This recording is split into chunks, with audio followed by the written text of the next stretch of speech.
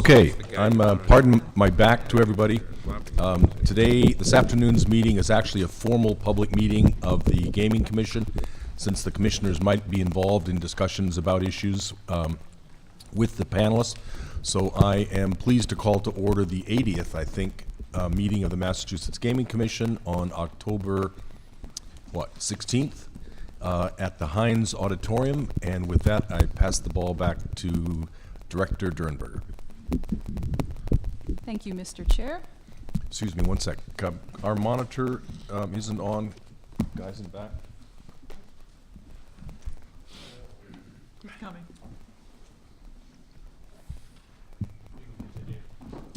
I can continue or I can begin. Welcome back, everybody. I tend to talk low and I tend to back away. So am I good? Can you hear me? Are we all right? Okay. So thank you all for coming this afternoon. Thank you to the panelists for agreeing to be here this afternoon. I think the morning session was really a very interesting presentation from all three of our speakers. I'm really delighted that they were here and that that's being webcast and will be available to other people who were not able to, for various reasons, participate and be here this morning. Our goal this afternoon is at once simple and complex. And I really didn't script this part here, but essentially we're in a situation where we have racing, existing industry in the Commonwealth. We have gaming, an industry coming to the Commonwealth. And there are places where that intersects. And there are a lot of unknowns and contingencies that everybody is trying to deal with at the moment. So what I thought we would do, we get a lot of questions. The racing division gets a lot of questions about some of the practical matters and the administration of how things are going to work. But we've also got parties that are trying to make some business decisions right now. Business decisions in racing, like any other industry, are made some distance in the future. People forecast budgets. People forecast their personnel needs, their staffing needs. The commission does the same. We negotiate contracts with third parties based on various contingencies, and when you start talking about contingencies are great because the parties are able to contract sort of to a level of acceptable risk. So they're great in the sense that the parties are free to do what they need to do to protect their own interests in the event of certain unforeseen circumstances, contemplated circumstances. But some of the dangers that I see when you get into that are if the information's not equal on both sides, and there's a lot of misinformation out there right now, and there's a lot of unknowns. So I thought what we would do this afternoon is figure out what we do know, the things that we don't know when we are going to know them, and that will inform the parties to the extent that they are informable, and we'll generate some dialogue, and we will enhance the Commission's developing understanding of our industry. Okay. What we've got this afternoon for panelists, I have an empty chair next to me. This is Catherine Blue, General Counsel, who will be joining us when she's able. She was called away, but she should be back joining us this afternoon. We have Mr. Steve O'Toole. Steve O'Toole is the General Manager of Plainridge Racecourse, the Commonwealth's harness racetrack. To his left is Mr. Chip Tuttle, Chief Operating Officer of Sterling Suffolk Racecourse, LLC, which is the Commonwealth's Thoroughbred racetrack. We have Mr. Anthony SPADEA. Anthony's the President of the New England Horsemen's Benevolent and Protective Association. To his left is Mr. Mike PERPALL. Mike is the President of the Harness Horsemen's Association of New England. We have Mr. George Brown. George Brown is President of the Massachusetts Thoroughbred Breeders Association. And on the end we have Mr. Steve Quinn. Mr. Quinn is representing the Standardbred owners of Massachusetts. To the extent that counsel is not sitting with me at the table, I may have to take some of these issues out of order. But I thought the first thing we would start with is just the Racehorse Development Fund in general, how it works, how it's going to operate, and some of the mechanisms there. I'm hoping that the handouts that you have copies of slides, because the formatting on my slides did not agree with the Mac, which is why we took down the projector. I had slides that were missing. They were serious gaps in information, and I figured the gaps in the information were going to be more confusing than having partial slides up there. So, were there enough handouts for everybody, or how many of you are not able to follow along? Okay. And the commissioners, Can I get? Yeah, we got everything. Thank you. and do all the panelists have? I don't have one.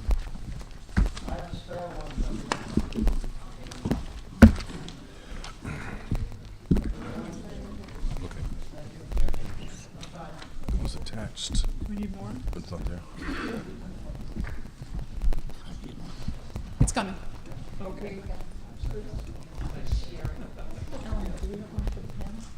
You all have one? Oh, all right. She giveth and she taketh away. I'm sorry.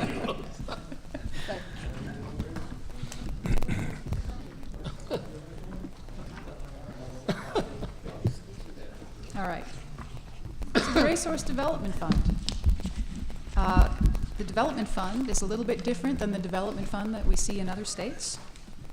It's established in Section 60 of the Gaming Act, and I'm not going to go into all of the individual provisions of the law because they're there for you if you need to go back and look them up. But essentially, it's a pot of money that is designed for 3 different sources of income. One is from the Gaming Licensing Fund. 5% of the monies that go into the Gaming Licensing Fund are going to go to the Racehorse Development Fund. So that's money from the initial licensing for the Category 2 licensee as well as the Category 1 licensees. Those are one-time fees at this point, 5% to the Racehorse Development Fund. When the Category 2 operator is up and running, 9% of gross gaming revenue will be going into the Racehorse Development Fund. And when Category 1 licensees are up and running, of the 25% that goes to the Commonwealth, 2.5% of that will go into the Racehorse Development Fund. Once it's in the Racehorse Development Fund, those monies come in aggregate. That pot of money is going to be split up. It's going to be distributed between the thoroughbred and standardbred industries. And within that piece that goes to each industry, it's going to be distributed 80% to purse monies, 16% to breeders, and 4% to benevolency programs. So on this first page, you just have an overview basically of the monies in and the monies out. You'll notice that at the bottom of the slide of the picture, the thoroughbred industry and standardbred industry, we left some question marks. The determination of that split has not yet been made. Who gets to make that? If you turn to the next page, Oh, all right. we'll answer the chairman's burning question. Us, the committee. So this is being provided just strictly as an informational item for the benefit of the audience. So a horse racing committee was also established in Section 60. The horse racing committee is charged with recommending the distribution, the split of that pot to the legislature. We've got 5 people on that committee. We have a designee of the governor, the treasurer, and the commission. The commission's representative is Commissioner Cameron. We have an appointee of the thoroughbred horsemen and breeders and an appointee for the standardbred horsemen and breeders. The criteria that the committee is considering are laid out there before you. They include, but are not limited to, the average purse monies awarded to each breed, the employment numbers attributable to each industry, the relative need of each industry for increased purses, the amount of live racing handle generated by each breed, and the number of breeding or training farms for each industry located within the Commonwealth. We then have a picture of the pot being broken. The timetable for this committee's recommendation to the legislature, and this is important, is currently February 2014. And I'd like to point out that the language in the statute says that this recommendation is due not later than 30 days before submitting the recommendations to the commission for final approval. I think a lot of people have been waiting for the committee to make its decision, but that is not the final determination. The committee makes its decision, it makes a recommendation to the legislature, and then at some point after that comes back to the commission for final approval. So that's the first point that I wanted to make there. And are there any questions from the panelists about that process? The panelists are stunned into silence. The more important question, I think, probably is when are those monies available to the industry? Some of this we know with certainty. If you turn to the next page, we have I say certainty, I'm going to backpedal from certainty. Reasonable certainty. We know that the statute says that 30 days after the award of a license, the money for the licensing fee is payable to the gaming licensing fund. The statute is silent as to how quickly the gaming licensing fund monies are distributed to the various places that it goes. And racing's only one piece of that. The racehorse development is only 5% of that gaming licensing fund. There are a number of organizations that are standing in line for their percentage cut. And so at this point, a determination has not been made about how quickly that transfer will take place. We are working on the process. General Counsel has joined us. Racing Division staff is working with legal, and we're going to be working with the Comptroller's Office as well to figure out the mechanisms of all of this. There's some question as to whether or not the monies, once they reach the Racehorse Development Fund, will go directly to the licensee, and then the licensee will distribute the 80, 16, and 4%, or if the commission is going to distribute directly to the beneficiaries, the 80, 16, and 4%, 3 separate accounts that are considered. So we're still working on that. That's a work in progress. I don't have any solid answers for you at this time, but that determination on the mechanisms, I'm thinking, will be ready by the end of the year. And we will be asking for comment and advice and suggestions on how to do that. Absolutely. Right. Absolutely. So the point, I guess the point that I want to make here is that we do know that the monies are payable into the gaming licensing fund within 30 days of the award of the license, but when they are going to be available to the industry at this point is still a little bit unclear. The best answer that I can give you is spring, and anyone is welcome to disagree with me, but I think that's what we're looking at, is spring is the best we can do. Catherine, would you like to join me?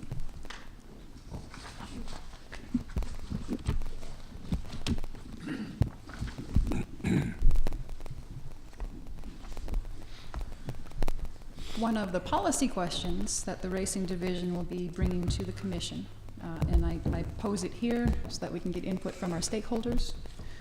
What does the depletion schedule for these monies look like? So in other words, the gaming licensing fund comes in a big lump sum. Lump sum is $1.25 million from the Category 2 licensee. It's $4.25 million for each of the Category 1 licensees.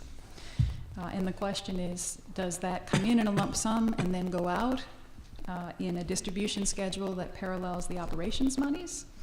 Or does it go out in a lump sum as it came in? And there's some considerations there that I'm going to ask our panelists, but I just want to describe to you that the operations money that comes in from operations within the casino, the statute describes a schedule of a weekly disbursement to the purse accounts, a monthly dispersal to the benevolency account, and is actually silent as to the frequency of the dispersal to the breeders, and we'll talk about that again today as well, because that'll be another policy question. But so to the extent that these options may not be available to us, but these are the two possible scenarios we see, which is a depletion schedule which would deplete the fund by the end of 2015, December 31st, 2015, or coming in a lump sum and going out in a lump sum. I am open to hearing the opinions and the considerations that we need to think about from any of the panelists. And I guess we'll start with the operators. Mr. O'Toole.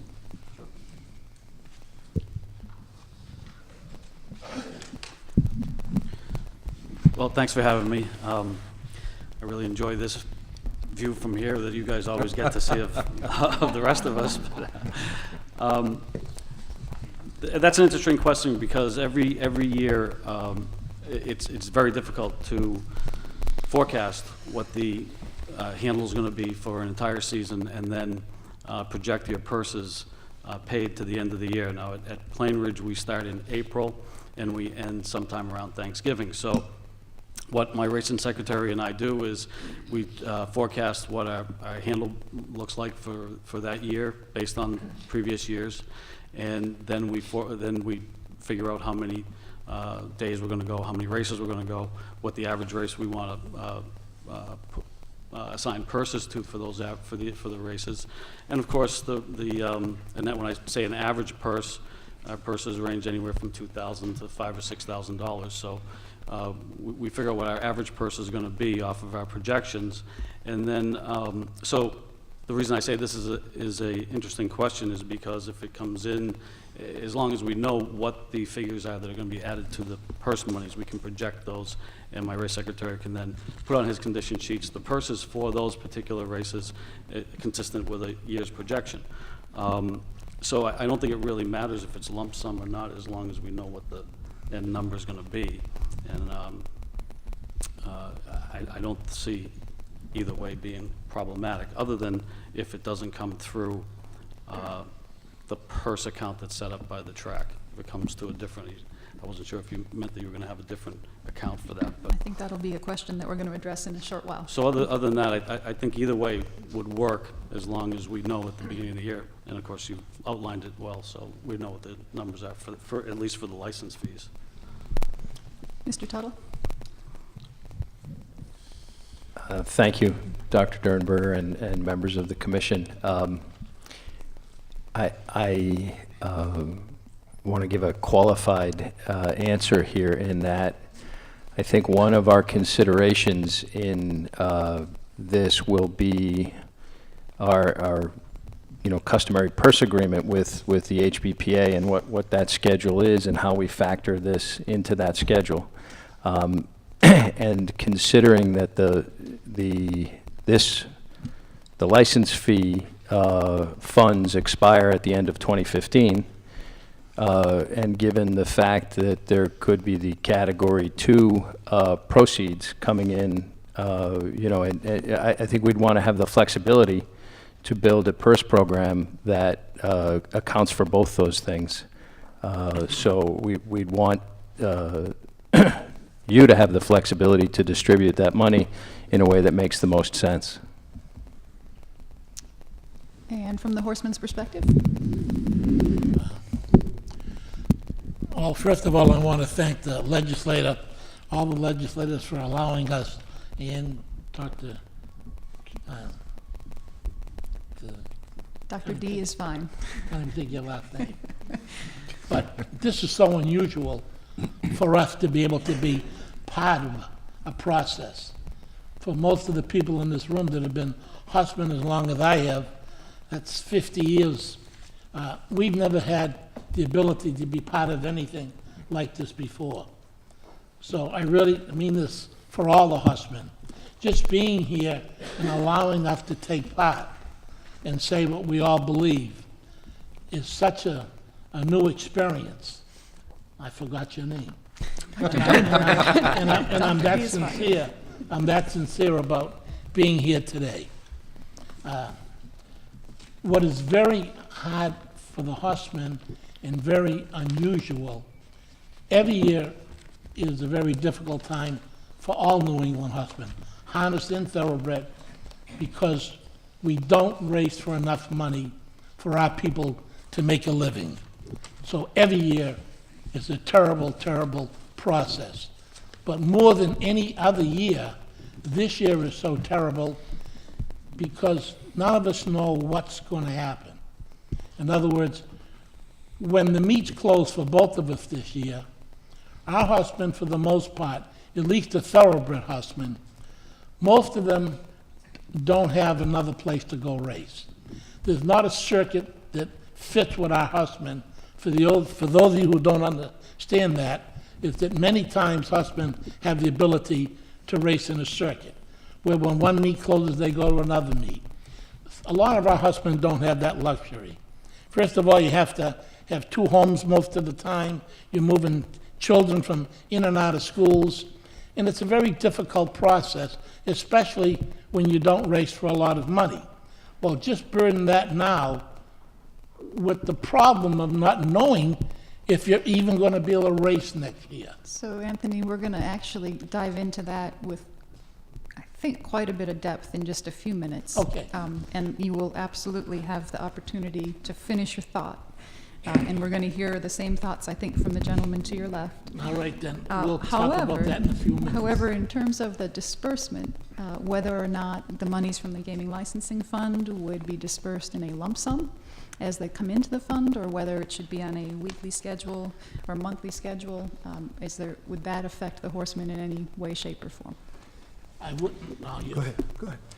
That, for us right now, I couldn't answer that question until I know some other situations, which we can clear up later on. Okay. Mr. PERPALL? I have pretty much the same answer. Without knowing how many of the licenses are really going to be issued in 2014, it's hard to figure what the amount of funds are. So without knowing that, it's difficult to say how you would want it distributed. And for the breeders, Mr. Brown? I think for the breeders, if we have this money to work with, not knowing, where we're going to be racing or if we are and so forth, I think probably just guessing, it would probably be best for us if it was split up for over 2 years. Mr. Quinn? I would say just give us the money, and we'll go from there. I was waiting for that answer. Waiting for that. The chair and I were both waiting for that. The breeding program is starving for dollars, and the bigger and the fattest amount you could put into it and the quickest way you could do it would give the assurance to the industry and promote what we're trying to do. Thank you. That's why we brought him here, right? We're heading in the direction that Mr. SPADEA was trying to take us, but on the next page, there's some administrative questions. I just put these out here. This outlines for everyone in the audience how the statute actually reads. The Racing Division staff is trying to figure out exactly how we implement this, but this is the breakdown, and it calls for 80% of the funds to be deposited weekly, as I mentioned before. Now, these are the operations monies coming in from gross gaming revenue. So the earliest we're looking at these in a best-case scenario is late in 2014. 80% of the funds deposited weekly into a separate interest-bearing purse account to be established by and for the benefit of the Horsemen. 16% of the funds for the Thoroughbred track to be deposited to the Massachusetts Thoroughbred Breeding Program authorized by the Commission. We're going to talk about that a little bit later. Or for a Standardbred track into the Massachusetts Standardbred Breeding Program authorized by the Commission. The 4% is going to shall be deposited within 5 business days of the end of each month, again into a separate account to be established by each respective Horsemen's organization at a banking institution of its choice. So this is the language here. We have to figure out how to promulgate some regulations. Catherine and the Racing Division staff have quite a bit of work to do there, and as I mentioned before, we are working with the Comptroller's Office on some of the mechanisms here. So this page 4 is just for informational purposes for everybody. And if you turn the page, we're going to talk about some of the policy questions that will come before the Commission. Again, the purpose of this today is to get some input from the stakeholders. We're taking notes on the input, and then when we are ready to present a package to the Commission, then the Commission can consider these and vote on these. So we're not voting on any of these policy questions today, we're just discussing them. So the first question is, how should distributions be made? It's a threshold issue. Does the money go to the licensee? The licensee then is responsible for distributing it to the 3 accounts, or does the Commission deposit it directly to the 3 accounts? And before I ask the stakeholders, I just want to make sure from Commissioner Zuniga, am I missing a piece here, or is this is still a threshold question on the table? Okay. So perhaps we could talk about current distributions. For example, when we have unclaimed wagers, we send those to the tracks, and those go into a purse account at the track. But maybe you gentlemen could speak to what is the mechanism there. Want to start this one? Sure. So the purse account is a very, at least the way it's set up now, is almost a virtual account, which has a lot of ebb and flow to it because of the monies are earned on a yearly basis. Our contract with the Horsemen's Association is that we can carry a very small number over to the next year. So our projections need to be pretty accurate, where we close 6 weeks earlier. And then we gain money back. We usually overpaid at the end of our race meet, and then we gain money back through simulcasting revenues back into the purse account. And we try to be at 0 at the end of the year. We've never accomplished that 0 number, but we've come very close. So the funds to the breeders is a little bit different. The breeders, and I believe this is the same way with the thoroughbred breeders, the money is actually paid to the breeders, and then they're allowed to take an operating expense from that money that's paid to them, and then cut us back a check when the sire stake races are held. So the purse account now is it's a virtual account. It's not a real account. It always has the purse money in it, but at times it's overdrawn and at times it's not. So I don't mean the account is overdrawn. I just mean that the numbers are overdrawn. So I think the question was, would this go into a separate account? And if it did go into a separate account, then how would those monies be paid out to the in the form of purses to the owners? And it would be cumbersome to have another account one account that would have simulcast money and money from live racing, the handle on live racing, and then another account that would be gaming revenues coming in. So I would think that the purse account for at least our purses, you would want to mingle that money so that, because it's all going to get mingled in the end anyway. Now, if it would be a suggestion that it would be one account, it would go into the one account, then all the monies would come out of that one account. But I don't see the need to have two separate accounts, but Chip might have a different view on that, but at least that's the way that we operate as we pay our purses and track that purse account.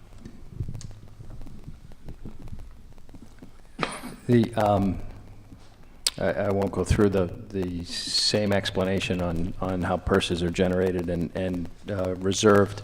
I do think it would be potentially cumbersome to set up a duplicate system.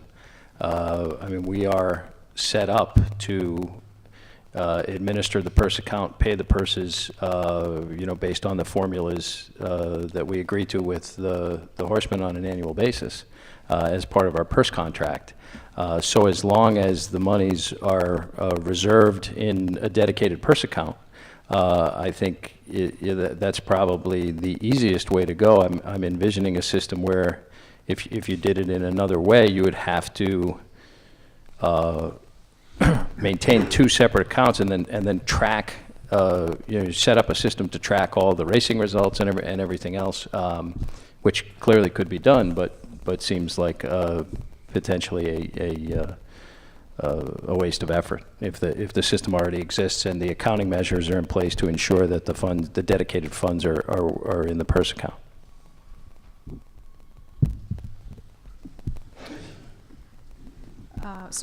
It seems as though we might have answered C as well, which was, should the recipient purse account be in addition to or merged with the existing purse account? There's nothing else on that, Mr. Can I Spadia. ask a question? Yep. What you've said, what you're saying is that typically for the thoroughbred industry, management has always managed a purse account, and what we normally do is we keep track of purses daily, as they do, to make sure that at the end of a certain period of time, they pay what they should, and we know that. What you're saying here is that the purses would be distributed into account that would be managed by or run by the Racing Commission? Nope, not saying that, just noting that although that's the typical situation is the one that we're hearing described here, there are a minority of states. Some of them actually maintain the account with the treasurer and others do with the commission. They're a definite minority. I think there's 2 or 3 of them, but it is an alternate model. And if that did happen, then we would be totally responsible for what races would go, so we would have to then work with the racing office we would take the place of maybe Chip's office, them doing it, we would do it. Is that how it would work? Is that how it works in other states? Don't believe so. You look like you have an answer. I think, and I don't want to be presumptive, I think the question for the Horsemen is, would you rather have the purse funds distributed from one account that the licensee manages on your behalf, or would you rather have the licensee paying a portion of purses and then the state paying a portion of purses from a separate dedicated account. And I think we've got a pretty good history of paying on a relatively regular basis and you know, on schedule and things like that. And you know, but it's certainly, your organization may have a different opinion. Jennifer, can I ask a question? Absolutely. I don't, the money that goes to the, quote, to the breeders, what's that for? How does that get utilized? I will actually have our gentleman here on the panel answer that question. We get 16% of the money from the development fund. And of the 16%, 92% of it goes to the stake races or the daily awards of horses, mass-bred horses that race. They get a percentage of that money. Horses that finish first, second, or third. And the 8% that's left over is for the administration of the breeders' program. So 92% of the 16% is in effect in addition to the purse? It's an award, a breeder's award. It's paid out for the first, if a mass-bred horse finishes first, second, or third in a race. Oh, only to mass horses that finish first, second, and third. I Right. see. Okay. Okay. And so- that's actually administered through the Department of Ag Statute 128 with no letter after it. Okay. The standard breds do not have a incentive program for finishing first, second, and third. They put it all exclusively to the prize, the purse for dedicated races for mass breds only. So to race in there, you have to be a mass bred, as by the law, and that's where your benefits come from. Interesting. Okay.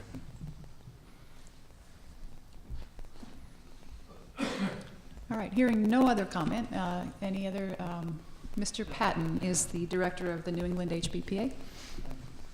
I just wanted to ask about the interest. Want to use that mic? If we're going to Mr. Patton, move money. want to use this mic? I'm sorry.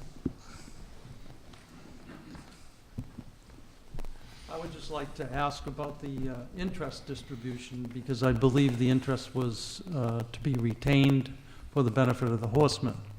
So as the money is moving from point to point, eventually it'll get to the so-called purse account held by the racetrack.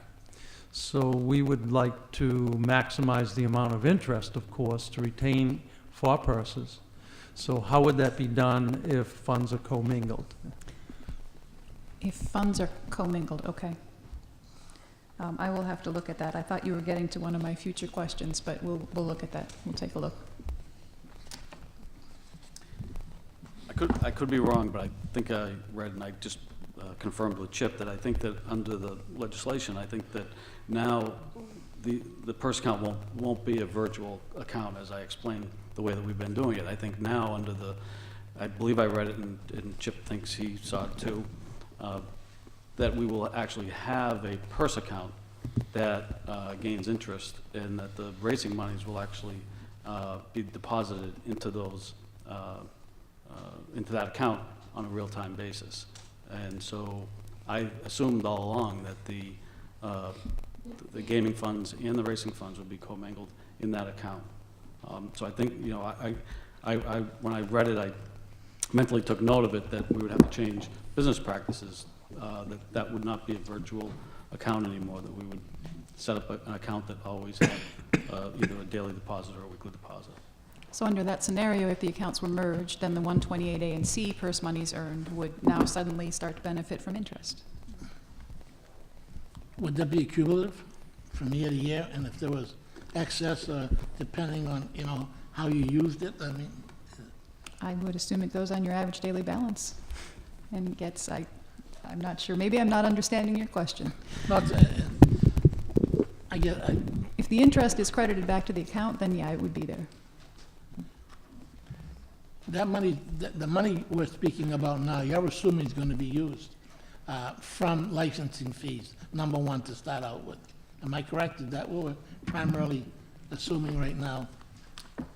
We've actually moved, yeah, well, okay, that too, yep. So monies that come into the And Racehorse I Development Fund. guess what's important, and I guess maybe I'm putting the bull before the cart again, but what's so important to us is I don't want to just go by it, is coming up in another 6 or 7 months, we're going to find out if there's going to be a living or not a living in being able to use the money and how it's going to be kept and when it can be used. I don't want to let that get by this hearing today. I want to get that stone and etched in stone so that we can start a process or come up with some help. And in our case, management's been very willing to talk to us about it. And we just want to get some help from Gaming and Racing Commission and letting them know how really concerned we are about this and how emphatic I want to be today, that we can try to let you all know how this date is such a terrible date for the livelihood of our people in the thoroughbred industry, not know until April if a license is going to be available, who is going to get it, and our people have to make plans to start racing by April, and that's the only time we can race. And it's just such a terrible, terrible situation that's happening every day. And I get 10 calls a week begging me to try to find out how we can get some help so these people can make plans and knowing what to do next year.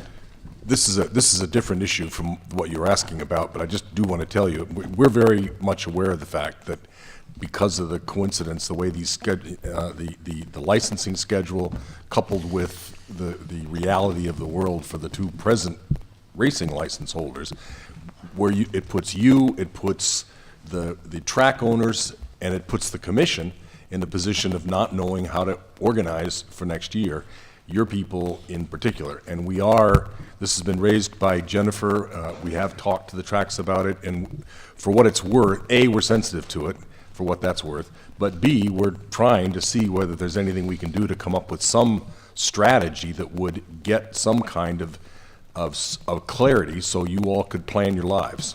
I guess why I'm confused is when we started talking about the money from the licensing, Mr. Crosby, I thought that would be an avenue for money that could be used to get the stigma away from that date. Well, it might be. I don't know anything about that See, that's what specifically, but we are pooling everybody's ideas about what we could do.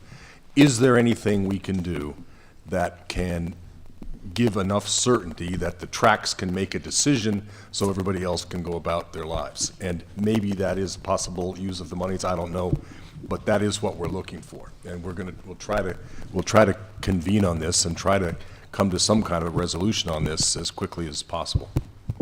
Thank you. And we will come back to your point. Say that If again? you give me 5 or 10 more minutes, we will circle back to your point. All right. I'd just like to mention that the statute is clear that the monies that come for the benefit of the horsemen and the breeders are to be deposited in an interest-bearing account. Now, where that account will reside, is among the policy questions that essentially Jennifer was teeing up, whether it's managed by the track or somewhere else. The minute those monies get distributed, then there's no more interest to be bearing on. So there's not going to be, in my opinion, a lot of interest generated unless the money sits there for a while, which is the scenario that you may be alluding to, and we can get to that. And look, to be fair, we could have started out this panel by hitting on your issue, but I thought we'd get through some of the mechanistic questions first before we turn that, because when we turn that corner, the conversation's going to turn. And so I just wanted to get through some of the basics first. And if you bear with me, we're almost there. So the transfer to the breeders' accounts, the statute is silent as to the timing of those distributions. Again, we look at monies going into the purse accounts on a weekly schedule. Money's going to the benevolency accounts on a 5 days before the end of the business month schedule, so that's monthly, but the statute was silent as to the 16% to breeders. The policy question that will eventually come to the commission is, should that be weekly, should that be monthly? And I'm happy to hear from the breeders on your thoughts on that. We pay out our awards on a monthly basis, so it would probably be good for us if we receive the money on a monthly basis. Mr. Quinn? The distribution of the standardbred monies is usually through the sire stake racing. That's like 4 or 5 weeks, 6 weeks during the year. So if it came in a lump, that would be good. If it were filled up for the year, monthly, it wouldn't matter as long as it was all there for the events. Thank you. And then the parallel question to that, the statute refers to breeders' programs that shall be authorized by the Commission. Currently, Commission, you may remember that the Standardbred Owners of Massachusetts came before you to request recognition as the authorized group to administer the sire stakes program. The Department of Ag actually recognizes the Massachusetts Thoroughbred Breeders Association as an entity itself. So there would just be a question there as to what form should these folks, do they need to come to you, the Commission, to be recognized as the representative group? We do have the racetrack software programs where you could imagine a scenario where they come to us with a list of all of the participants, the breeders that had horses that ran here in the previous year, and if a petition was signed by the majority of them, they could be recognized by the Commission, or they could just request from you. So we will speak to you at that point. Do either of you have any comments on what you think that process should be? In the past, the Breeders' Association went to the Racing Commission to get approved, to get recognized. And the last I know, it's still that same way, and it is the Mass Standardbred Breeders' Association. Yep, and that's to administer the sire stakes program. So this would be to receive the monies, Well, to be the recipient entity for the monies that go to the standardbred breeders. Right, well, it would go to the same entity that you recognized.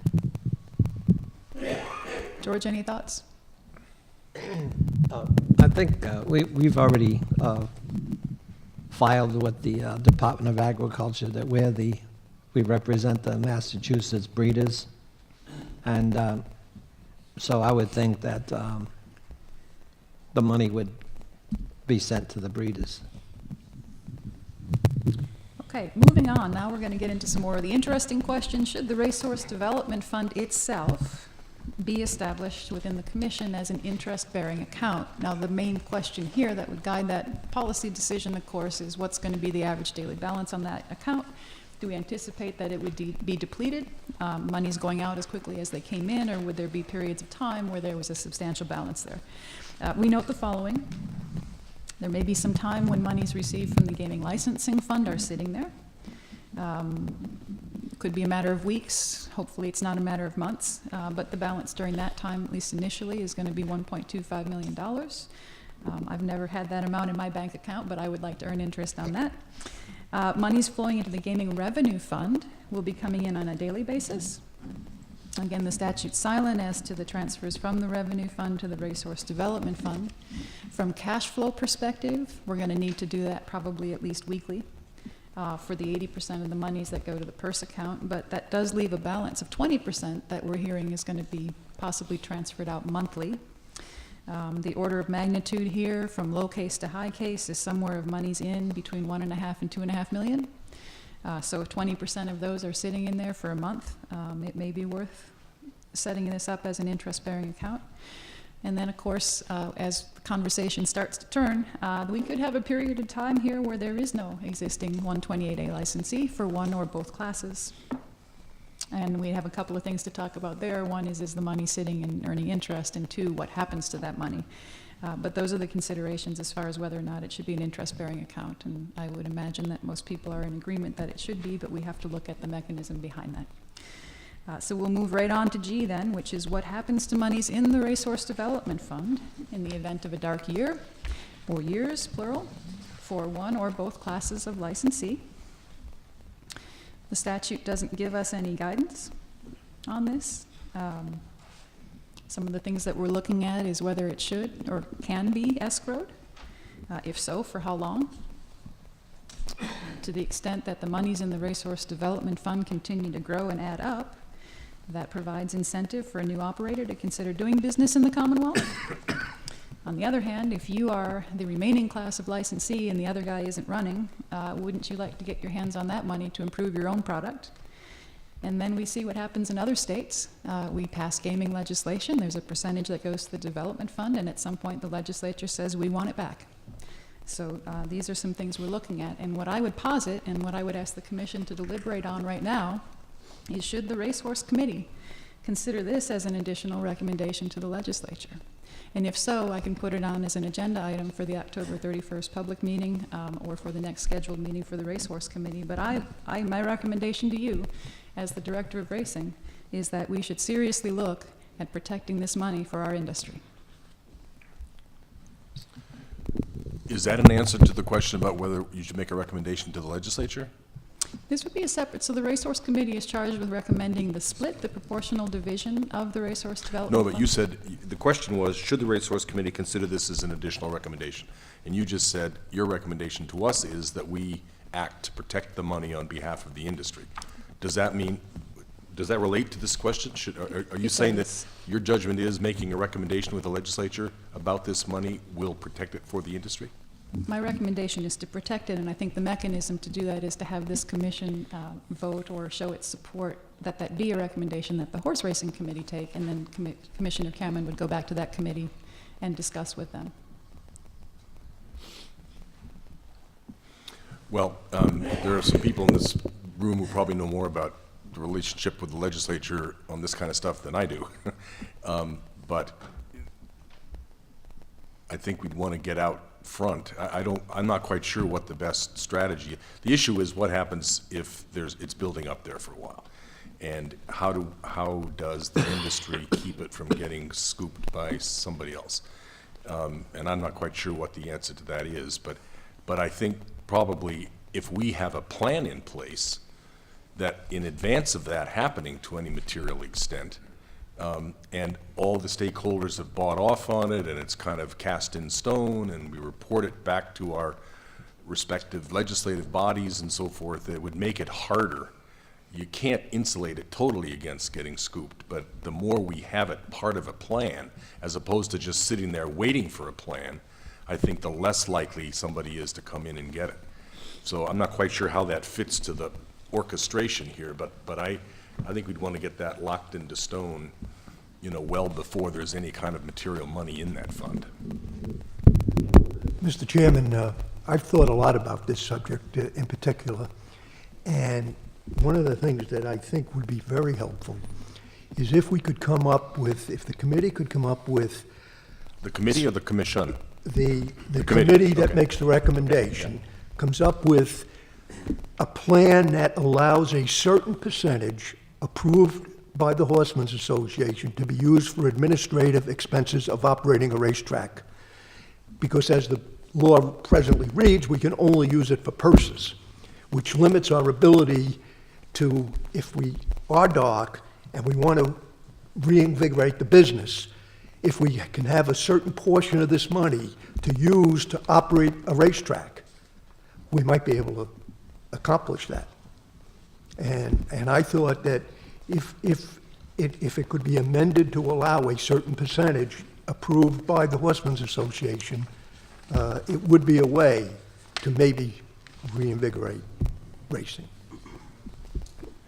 I'd either now or some other time, I'd love to know what other people would think about that. I don't know. I know the legislature in general is very reluctant to reopen the Gaming Act, and there are certain related sensitivities, because once it's open, you never know what's going to happen. And whether you could move a targeted amendment like that and not run the risk of having God knows what else happen, I just don't know. As I say, there are wiser heads than I to talk about that. But we're certainly game to talk about it and to think about it and just collaborate together. And at this point, since none of us knows either whether anybody's going to be dark, and if somebody is dark, who's going to be dark, we're all in it together. So, trying to get that decision made and collaborate on a strategy sooner than later is, we're very much in support of. Can I offer, there's of course two major milestones, I would call them, that we should be. I just want to emphasize. Of course, the decision and the licensing decision that we'll get to at the end of this year, beginning of next year. in terms of the gaming licenses. But shortly after, I expect that there will be the 128D. The legislature would need to act on the chapter that then regulates simulcasting and live racing. My guess is, on the heels of whatever happened in terms of the licensing decisions,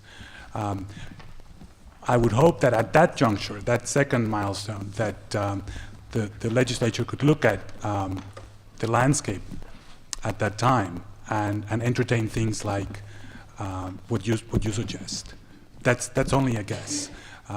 Only in terms of sequencing, we'd have to just be cognizant of those two major milestones. Thank you.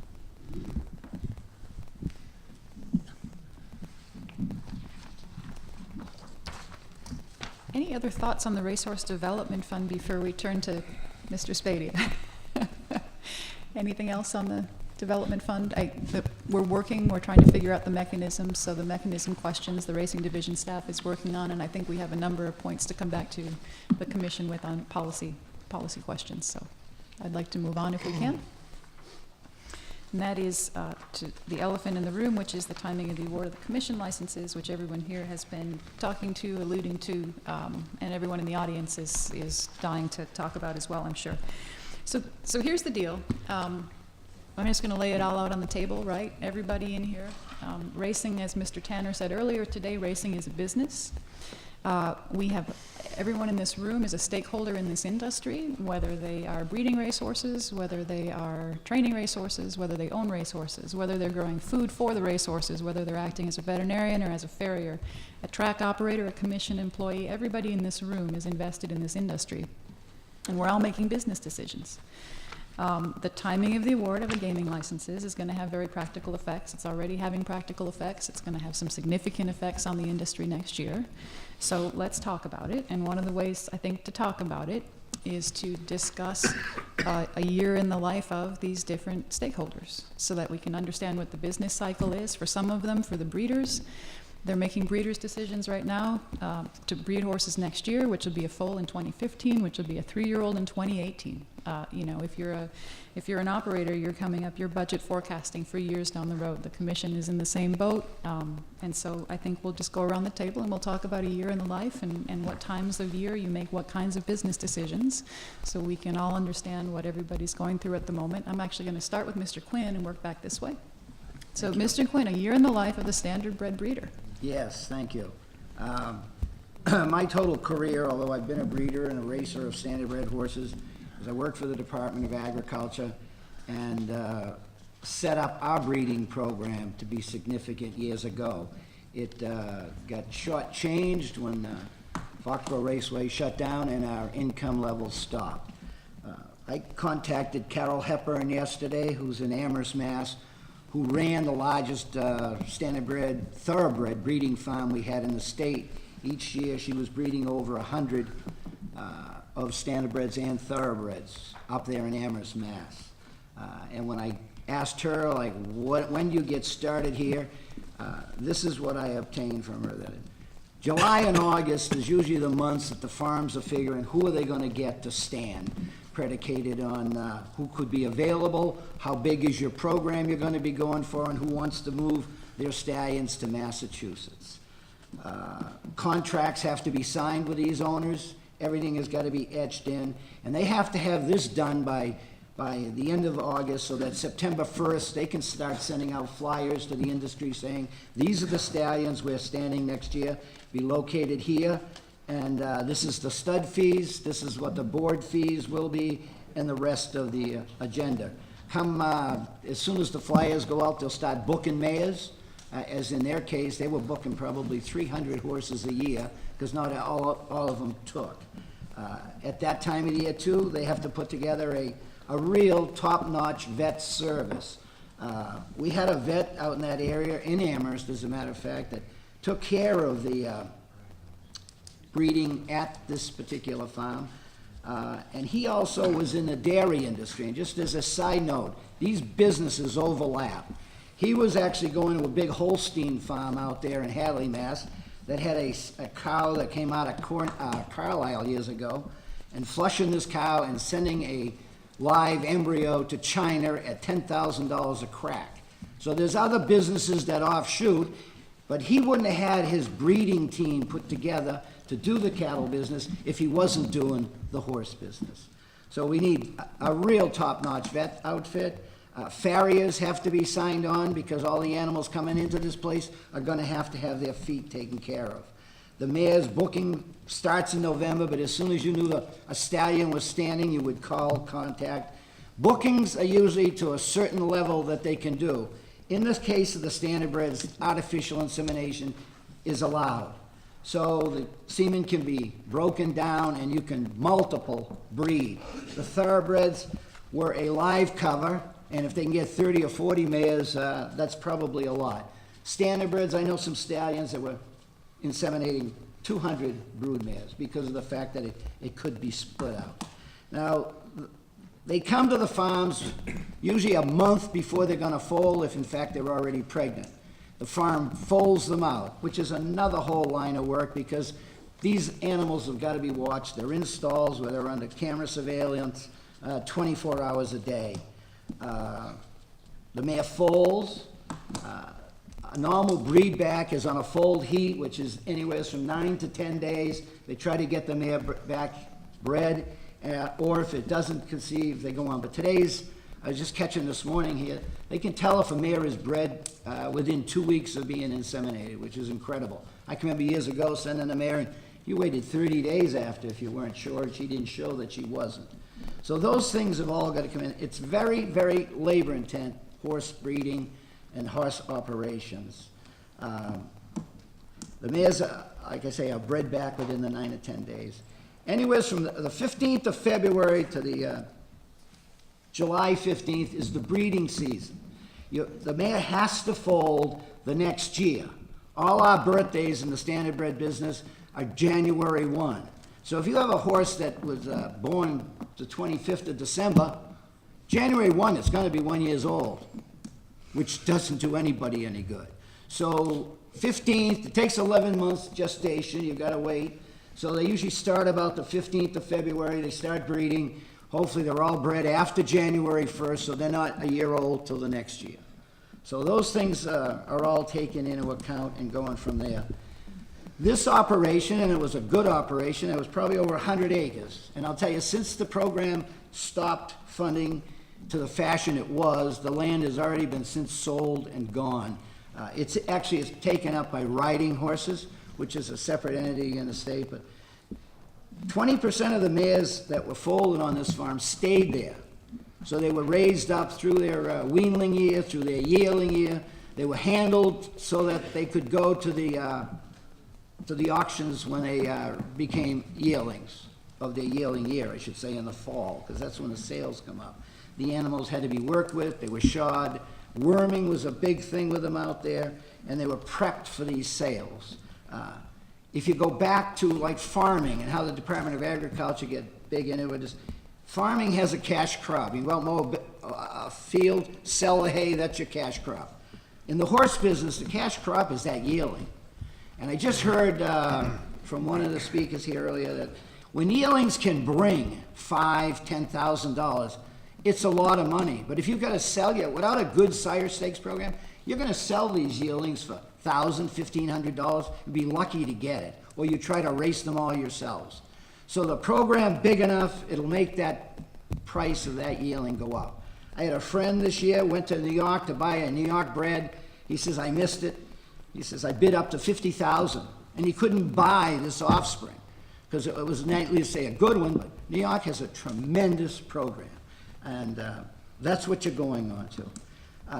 The last parting gesture from her, because we've been in the breeding business 2 or 3 times and stopped, you had people commit, go out, buy brood mares, have a stallion stand breeded, and all of a sudden the program's gone. When the program's gone, you've got no money coming back from that original investment. And to rejuvenate the industry would mean a guarantee in blood and stone. I heard stone a few times today. I mean, there's got to be a solid commitment. The sooner the industry realizes that we're really serious here, and maybe even aspects. You heard New York is paying $12 to $15 million into their SIRE program every year. That's why those yearlings bring big money. That's why those farms are making money out there. And that's the intent of this program. I, like you, we did meetings across the state in the early 80s with thoroughbreds, standardbreds, and greyhound dogs to promote the state. We got the legislation passed that we thought we needed. We were running great until the track ran out. And the current legislation that we're sitting into was changed around 1990. By then, though, there were not a whole pile of standardbreds available to it. And the program that was started was sort of like a quick shift. Like today, if we did a quick shift, we'd do what we'd do. Bring some brood mares in that are bred, there'll be mass breds, so that the program would be continuous and you'd have plenty of entries. But it stayed stagnant since then because the monies are not sufficient enough to encourage anybody to breed anyway. Thank you, Mr. Quinn, and I think one of the interesting points that you brought up that sometimes I'm neglectful to bring in front of the commission is the intertwinement, is that a word? The intertwining of not just what goes on the horse farms, but as well as the associated, the dairy business, for example. That was a perfect illustration. I talk a lot about veterinarians and feed growers and farriers and things like that, but that's that cross-pollinate, I'm at a loss for words today, cross-pollination between agriculture industries is really important. Mr. Brown? There was a movie made not too many years ago, and it was, if you build the field, they'll come to play. It was about baseball. And the same is true with breeding and raising horses. You have to have some sort of an incentive for somebody either within the state or to come into the state and invest money in farms, stallions, brood mares, farm equipment, buildings, fences. It costs an awful lot of money to set up a horse farm. And I was talking with Matt Giuliano, Giuliano from and Utah. we had a long talk about the states who have put money into the Horsemen Development Act and into the breeding. And he says that there's been a tremendous increase in activity as far as the number of farms, the number of mares, stallions, and all of the activity that goes on with running a breeding farm. Right now, the way this is set up, even if all of this money comes in, there really isn't enough money there to get many people to get involved in Massachusetts. Something would have to be done to increase the amount of money that's there. It's better than it is, because right now it's practically nothing. But to make this industry grow and become something worthwhile, you need to have a bigger apple up there, a bigger carrot. And all of the things that he mentioned about booking the mares and foaling out the mares and people deciding what stallions they want to breed to and so forth. All of that has to be done in advance. And it looks like we're going to end up losing another breeding season in 2014, because by the time these issues are settled, most of the mares are going to already have foaled, and the ones that are going to be rebred will be rebred, if any, because there's so much indecision out there. It's a big investment, breeding a mare, and then feeding her for a year, and then having a foal and raising that for 2 years before you get to race. And we don't even know if there's going to be a place to race by the time those horses are old enough to race. So it's a really tough situation right now as far as the breeders are concerned. So I'm hoping that sooner or later we settle all of these issues. And I can sit under my tree and relax. Thank you, George. Mike, why don't you tell us about the business operations of the Horsemen? So in Massachusetts, we essentially have, the harness is a little bit different. The Thoroughbred have a pretty good seasonal circuit. Probably more of the harnessmen stay here year-round and just race seasonally, but some of them go other places. So if you can talk about the times of years that you make your decisions about where your base of operations is going to be. Most of our horsemen spend the entire year here. As a matter of fact, the Horsemen's Association leases the track, and we keep the track open all 12 months. It is never closed. Most of our horsemen are family men, kids in school, that type of thing. So they don't move around like they did years ago. Years ago, it was frankly some kind of a gypsy business because we did move from place to place, and it was pretty common. So But leave the it's not- gypsy to the it's- thoroughbreds now. It's not like that anymore. The season for us, we always close, as we will probably this year, late November, and we always open around April 15th, right around that day, Patriots' Day, yeah. Generally, what happens is we go back we give the horses off the month of December, and some of us give off half of January, some a little bit different, but not much different, and put them back in training January 15th to get ready for April 15th. Takes about 3 months to get them back after they've been off for a month and a half.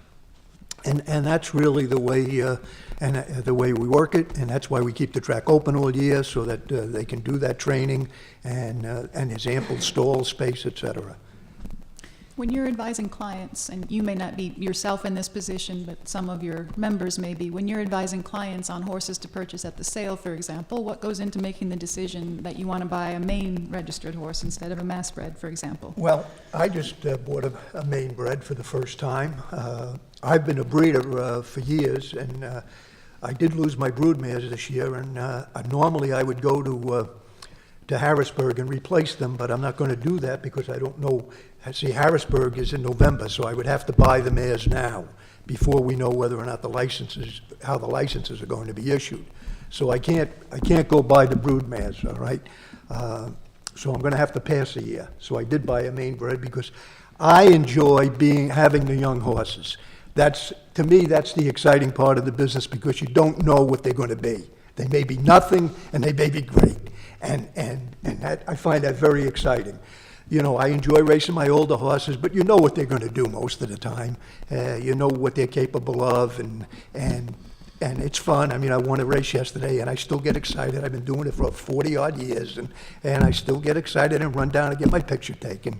But I do love the young horses, so I did buy a Maine bred. And just to give you an idea of the program up there, and it's not a giant program, but it's a good program. They race for 10 races, about $11,000 a race, and the final went for $77,000 this year, okay? The first 8 horses make the final. My horse was number 9. So they have a $15,000 consolation, which will be this Friday. Unfortunately, my horse had an infection. He was out for 5 weeks, and that's why I ended up 9th. But it was still exciting, you know, the young horses, and you don't know how they're going to perform, and you just enjoy it, and that's what I do. The other thing that happens typically is, and I just want to show you this book, you'll get an idea. This is the book of the babies that are going to be sold in Harrisburg starting November 4th, okay? There's about maybe 3 or 4 millionaires in here, okay? And there's maybe 100 good ones, and the rest of them are going to be, okay? But most people would be analyzing their inventory and deciding what they're going to do next year, and go, and even though many of these horses are sire stakes horses for New York and Pennsylvania and would go for a lot of money, there are also a lot of them that don't go for a lot of money.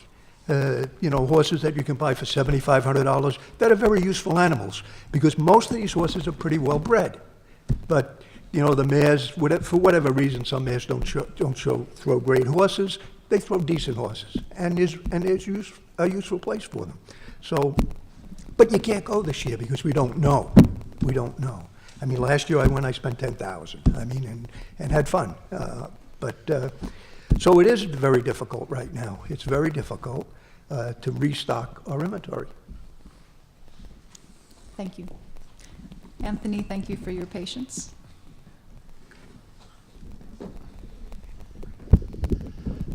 The way we look at racing in Massachusetts is like a coin. There's the heads and there's the tails. Heads for me would be if Suffolk Downs gets a gaming license, I think racing in Massachusetts could be as fine as it would be any other place. I think breeding would flourish.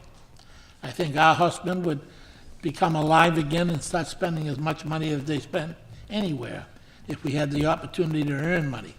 I think horsemen would stay home, race here, and I think we would attract people to breeding.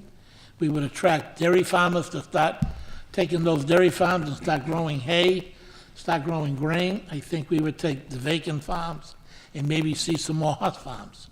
I think you might see a lot more farm workers, such veterinarians, blacksmiths, horse dentists, fencing, contractors. All those things may explode if the coin flips heads. What I've been trying to say probably for the last 2 hours is what's most important to me is what happens if it's tails. And rather than look at it like it's just another day in the life of the thoroughbred industry, that's not the case. Why I was trying to get a commitment to some of that money that was put aside for licensing is because how do we attract horsemen to move 25, 30 horses to Suffolk Downs March 15th on anticipation of a track opening maybe May 1st to run a race program? If they don't get that license, and not saying they're going to race or not race, because that's none of my business. What's my business is if we try to help lure our horsemen to come back to race here so there's a meet, or the horsemen that have been on the farm all winter, boarding their horses, earning no money, hoping for an anticipated meet that may start May 1st. And now everybody's been at the track 5, 6, 7 weeks, getting horses ready, looking for that first race, May 1st, and we don't get the luckiness of getting that license. What do I do for them? How do I get them back home? We have no money. We've accrued only money in the purse account, and I don't know if that's going to be able to be used for me to help my horsemen. I don't know if I have any ability to be able to get funds to get them relocated, to be able to ship back. And I don't know what we're looking at for a meet. I don't know construction situations. I don't know weather situations. And Suffolk has been more than fair talking with us about our problems, but it's not their problem if we can't race because they don't get a license. We're looking for every avenue we can to give our horsemen answers so that we can help them make a decision. So if they want to come back and there isn't racing, we want to be able to help them. So what I'd like to know, if there's some way possible, if there's any funds that could be used, or if that could be part of any part of the revenues that would be escrow for whatever reason, that we could use to help our horsemen if they came and we want to make sure they can get back to a possibility of racing and earning a living. And so I sound like a broken record. That's actually a specific agenda item coming up a little bit later. But can you frame that in the context of, Anthony, if you can explain, or maybe I'll just get the bit between my teeth and I'll do it. So I'm at Suffolk right now. What am I doing right now? I'm already applying for Right now, stalls. you're worried to help. But outside the context of this being a gaming license application year, What our I'm horsemen, preparing to go to Tampa. I've already submitted stall applications. I know where I'm going at this point. Well, I'm not sure about Tampa stall, but No, at no, any rate, I'm making my plan to make my base of operations somewhere else over the next few months. some of the horsemen, Some of the horsemen. most of our breeders like George Brown and a lot of the local horsemen that stay here year-round weather their horses. They stay here year-round. So they're going to go to a local farm. They're going to turn their horse out. They're going to weather their horse. and then they're gonna make a decision in April, March, late March, based on what the racing promises or looks like. We're gonna assume that they're gonna come back, and we're gonna try to tell them we want them to make all the plans to race here next year and to come back. And they may, but if we wanna lure the horsemen that got 40 or 50 horses that are doing exactly what you just said, going to Tampa, and we wanna lure them to come back, if they ship 30, 40 horses here, and they're here May 1st, and there's no racing program because of the fact that it's nobody's fault, and we want to help them if they're going to be any way we can help our horsemen that came here to support a meet, if there's not a meet. And so again, outside the context of this particular year, in terms of the business operation cycle, at what point when I'm in Florida do I make my plans about whether I go to Finger Lakes or whether I go to Suffolk? Probably sometime early March. I would say you make a stall application sometime around early March. Would that be right? Sometime around early March, you'd make a stall application. And we're going to tell our husband to come back, that there's racing here, because we really believe that. And we're going to try to, we want to make sure they come back, because we want to run a meet here next year. And how about advising clients, or as you know, Mike pointed out the great example, the November sale. What time of year are the thoroughbred sales, and what are you advising clients to do this year in terms of what kind of stock they should purchase and whether they should purchase? Well, both of our horsemen, the perfect example, I think George bred 30 mares last year. Yeah, 37. 37 mares, so there's a lot of people that still have a lot of hope that there's going to be a place to raise a mass bred. That's just one farm. He bred 37 mares. And most people have went to the sales this year, but as anybody knows that's in the thoroughbred business, the prices of buying a thoroughbred are probably up 50 to 75%. There is such a, you heard it this morning, there is such a shortage of horses throughout the country right now that horses are a premium. The Wall Street Journal, if anybody remembered last year, did 2 stories about buying brood mares as a proven investment because of the shortage of thoroughbreds. So there is a significant shortage, and for people to go out and spend a lot of money at sales right now when there is no certainty, that's a difficult thing. That is a difficult thing for our husband. Now, naturally, if you were racing in other parts of the country, it's different. Jennifer, being sincere and honest, I don't know what to tell people that would be, that are going to spend a substantial amount of money. Because I don't know what's going to happen, and I don't think anybody in this room really knows. I want to make it easier for the families that can't afford a mistake.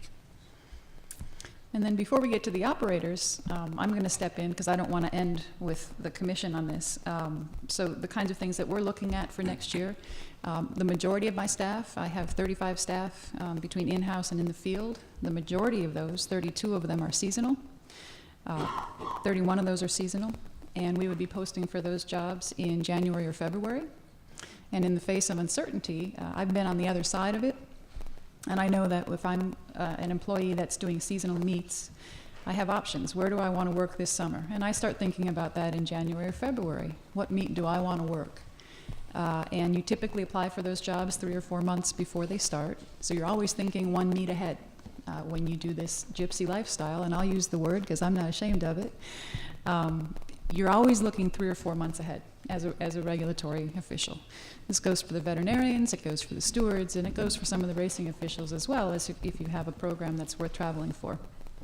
We start posting those positions 3 or 4 months in advance. If I have a maybe meet coming up over here, and I have this meet looks like it's going to go over here, it's difficult for me as an applicant to put in an application over at the maybe meet. Or maybe I put in an application at both and just to keep the one warm, but I'm forced at some point to make an employment decision and make a commitment to go to the meet that I think is going to be the sure thing. We're gambling too. Employees in this industry are gamblers just like the pari-mutuel customers are, just like Mr. PERPALL and his unraced 2-year-old. Everybody's in this industry. We can all tolerate a certain amount of risk. We all have that in us. We are risk takers, or we wouldn't be in this industry. There's too many uncertainties in a good year. Not right? Am I in agreement? Anyone could nod. Help me out here. So that's our timeline. How do I get officials next year in the face of uncertainty, just looking at the timing of these things? This goes true for both the harness and for the thoroughbred side. So that's just sort of a year in our timeline. But, you know, we budget forecast. We presented a fiscal year budget to Commissioner Zuniga and to the rest of you based on what we anticipated would be live racing on both classes through the end of next year. That may or may not pan out. We certainly have contingencies, and there's a lot of considerations that we have as well. And I'll turn to the operators now. Thank you for letting me interject. Mr. Tuttle.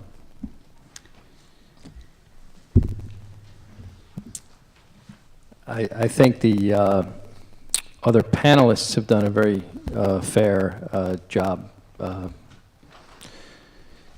indicating that this is more than a profession for a lot of the people who work with horses. It's a way of life. It's you know, certainly something that the people who are the horse people, the horsemen and women at our facility and at Plainridge, you know, they live, eat, and breathe this. It is part of it is what they do. And there is some uncertainty, and I don't. I'm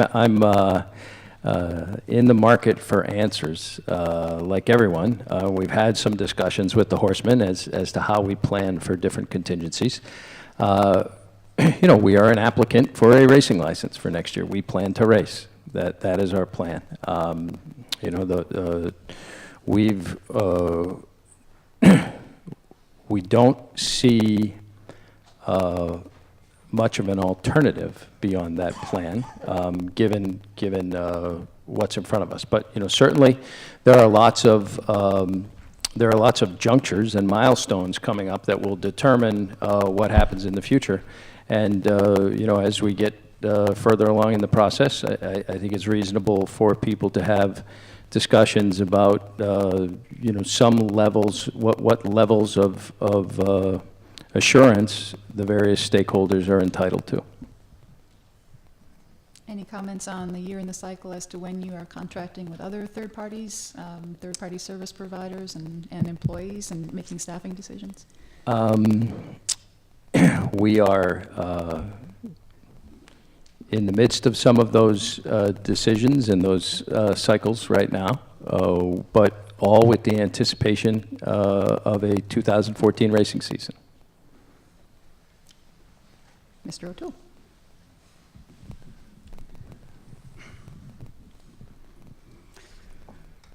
So I guess I should ask for some clarification. Should I comment on a typical racing season or this particular racing season? This was meant to be a year in the life so that we could understand the business operations and the business cycle, and I think that's probably the best context. Okay. So most racing seasons are like a roller coaster ride. You have your ups and you have your downs. This year's been definitely one of those, and as well as being gamblers in this business, as all of us are. You buy a horse and that's a gamble, and today operating a racetrack is a gamble, and probably the only ones that aren't gambling are you five right here. You've got a sure thing going for another few years. But typically after the application is awarded to the license for racing, and we're going into the following year, the employees they're somewhat seasonal. Our racing season is so long that there's a very short layoff period for our track crew and for our racing staff. The parimutuel clerks, cleaners, and the people that work in the facility, they're year-round with the simulcasting. So they continue on. But we have simulcast contracts. My simulcast director is working all the time, getting the simulcast contracts from the other tracks, and setting our schedules for that for our simulcasting to continue throughout the year. When our live racing comes up, we'll start usually a few months before our meet starts. My race secretary will start coming in, and we'll start going over the next year's development of what our schedule looks like, what we have for purse money, what our anticipated purse monies are, and then it's almost automatic from year to year. A few things that do change, though, is, and it goes right from the ground up, right from our track surface. Every year, we have a different combination of, we race over stone dust. It's a much more compact and a much harder surface than the thoroughbreds race over. But every year, we have a different grind from our local quarry. So we'll, and I'm pointing this out because these are some of the small things that go along with racetrack management. And so what my track supervisor and I will do is he'll go out and get samples of grade, and we'll actually mix the samples of grade to try and come up with the right combination of small stone dust to try and replicate the best track that we've had, which was around 2004 or 2005. That was the best racing surface. So we try to duplicate that, but it's not easy every year because of the different grind that comes out of the quarry because they get into a different rock mix. It's similar, but it's not always the same.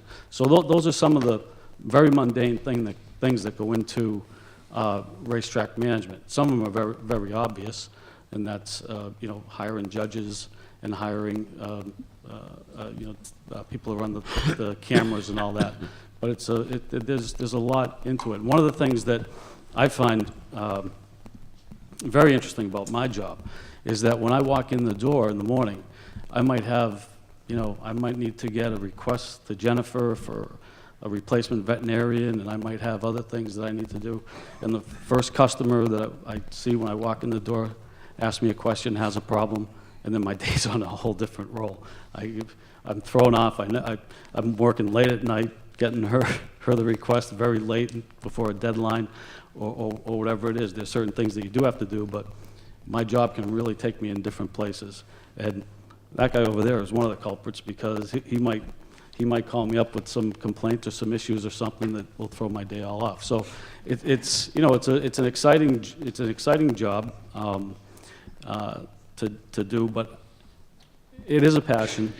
I think we all have this passion that's up here, and the 30 or 40 horsemen that are out there that came from Plainridge today to be here today.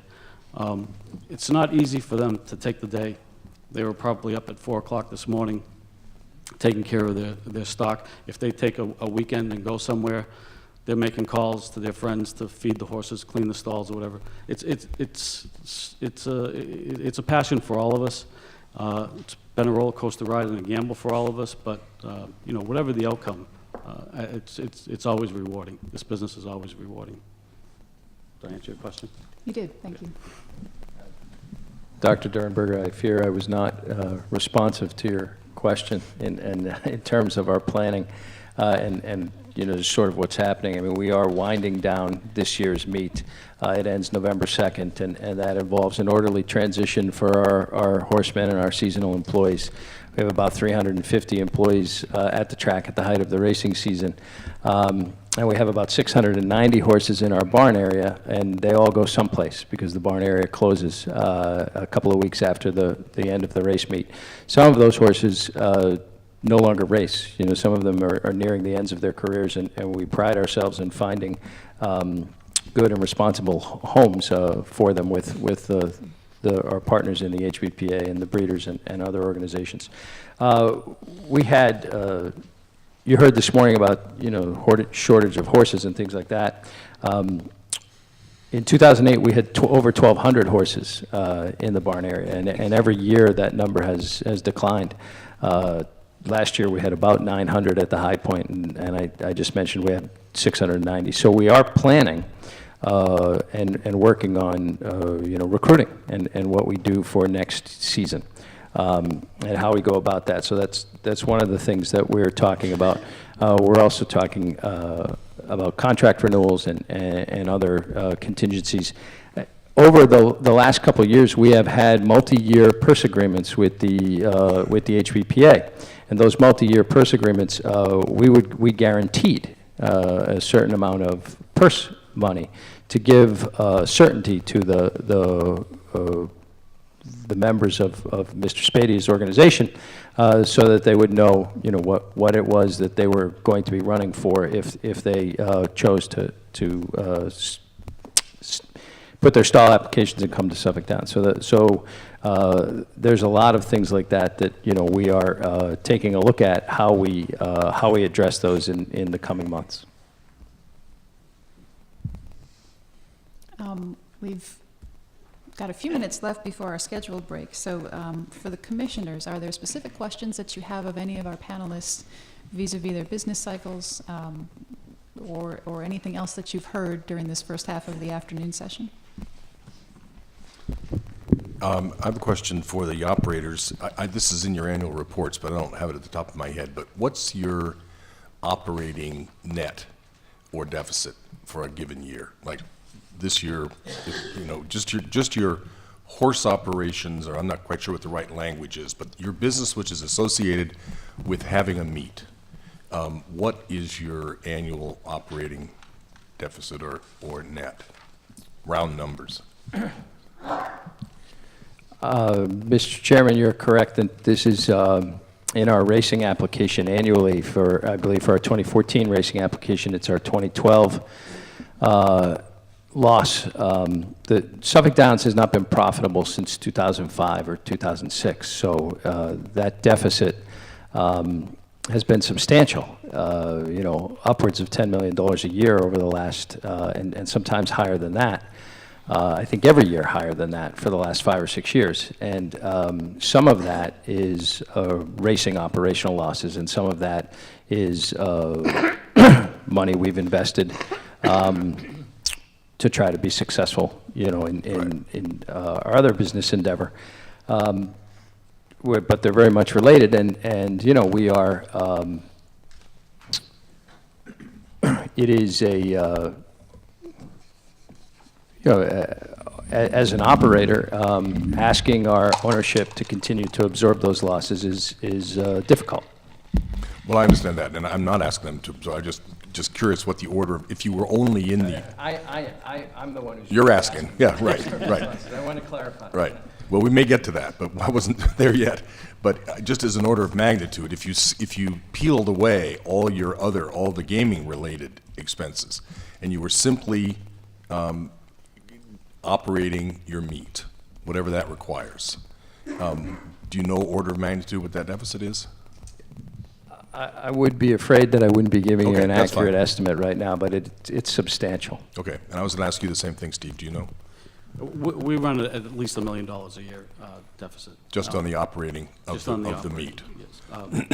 Simulcasting, you know, boosts up our bottom line, and then the live racing does drain it down. We did have a few years, 2003, I think, in 2004 maybe. We had a purse count of that was we had offered purses that were comparable to the same class of horses at Saratoga, at Monticello, at Vernon Downs, Yonkers Raceway. As a matter of fact, our $4,000 and $5,000 claimers were going for more than their $4,000 and $5,000 claimers. As the gaming became legalized in the other states, we were killing Maine. We killed Maine, and you just heard Maine's numbers from Mike. Once those gaming operations were up and going at those tracks, and those tracks were supplemented, those operations there, they didn't get operational money. Most of them did not get operational money, but their purses got money. Their purses were better. They drew our horses away. Any high caliber type horses, and our purse account now is half of what it was then, all direct from handle. And to me, it's attributable just to those quality horses being raced in other jurisdictions. We're just not getting the horses to do that. So we had better years, and I think Chip's year, I think he said his year is 2005. I remember our best years as 2003 and 2004, where we were flushing horses. As a matter of fact, in 2004, we had 125, or thereabouts, plus or minus 1 or 2, horses claimed at Plainridge in a 8 or 9 month meet. at that time, 5% sales tax, not 6.25% sales tax was attached to every one of those claims. Purse money drove those claims. It wasn't because those horses were such a great value. The reason that those horses were claimed was because the new owner could then take them and race for decent purses. So now last year, I think we had about a half a dozen horses claimed. So it's purse money that drives the claim, that drives the economy, and that drives the bottom line. Do any of the panelists have any additional thoughts before we take a break? Anything that occurred to you as we move down the line? The only thing that I didn't mention was the reason that our horsemen don't have as much flexibility is that about 70-odd% of our horses are shipped in. They're not stabled at the grounds. And the reason they're shipped in is they're at farms owned by the trainer. So he's somewhat committed to New England. All right, on that, we'll 5 minutes early take a break. Come back at 2:55. Withholding has been since the enactment. I will, for perspective, I'll just give you some figures. Our average daily on-site handle from January through May was actually up 5.61% this year, which, you know, is relatively unheard of these days, and a trend that we were hoping would continue. When this was enacted in June 1st, on June 1st, coinciding with our live racing day, our average daily handle on site since then has been down to 5.41%. So we've got an 11% swing from pre the enactment of this to post the enactment of this. Now, clearly there are some other variables, but this seems to be the most significant variable. Mr. Spadia, your organization submitted a letter, and Well, you when wanted to this, speak when to it that. first came about, at Suffolk, there's a turf club for where the gamblers normally go upstairs. It's a pretty nice room. Management's always provided a nice atmosphere up there, and the food's very good for a racetrack. So most of the professional gamblers go upstairs. And if some of the major league teams are in town, most of the sports figures go up there. You have a chance every now and then to feel important. You might sit next to Steinbrenner when he was with the Yankees, because he's a great horse fan, so it was a nice place to go. Since that tax got passed, there isn't 3 people in that room. We have lost every major league player that bets an amount of money that would have a problem with those tax tickets. It's really, I thought it would have been a lot worse than the numbers Mr. Tuttle just said. And originally, when I saw it, right away, I got several phone calls from some very prominent horse owners and horse players. So I did the best I could, and I thought we were going to get lucky. I thought we had some legislators sponsored a bill right away, and I thought it was going to get rescinded right away. But somehow it fell apart. I don't want to talk too much more about that, but somehow it didn't get amended. I wonder what's going to happen if we have a casino. What are you going to do, stop everybody in the middle of if they're shooting crap or playing blackjack? What do? You stop the game and take the tax? So as it stands right now, actually, the table games are exempted, but that's not true of the slot machines. So a $600 win at a slot machine. So they stop the game, you got to pay the tax. If you're 2,000 in and you have a $600 win, as it stands right now, that would trigger the reporting and withholding. That's what we didn't really need it at this time, I guess. Everybody in this room knows that. We just don't need that. It's not helping us.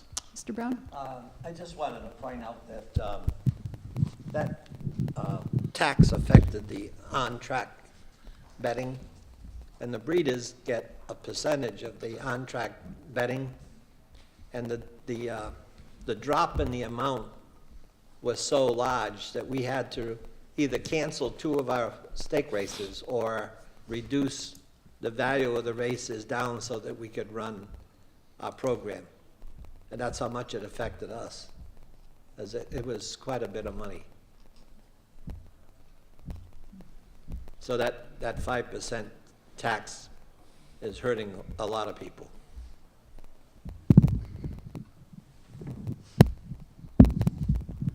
Anything from Mike or Steve?